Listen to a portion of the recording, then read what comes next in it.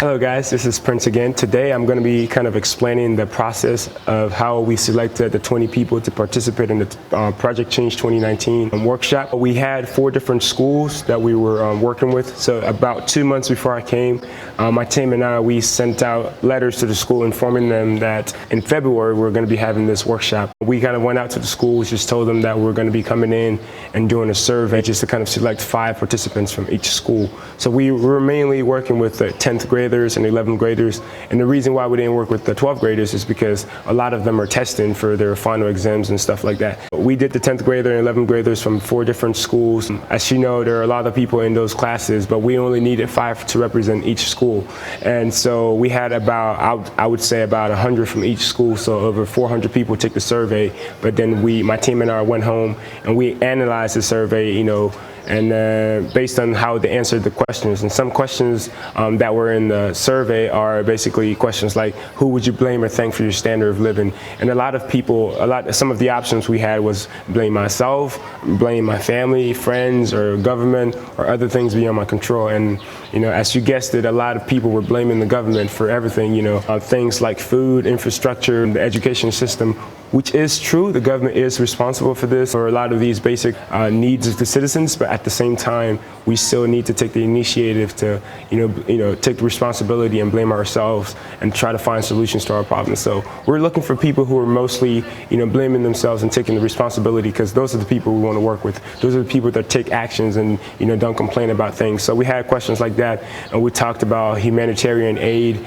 and whether or not they thought that it became a way of life or has become a way of life in Liberia, that are we heavily dependent on aid, or is it only during the times of emergency?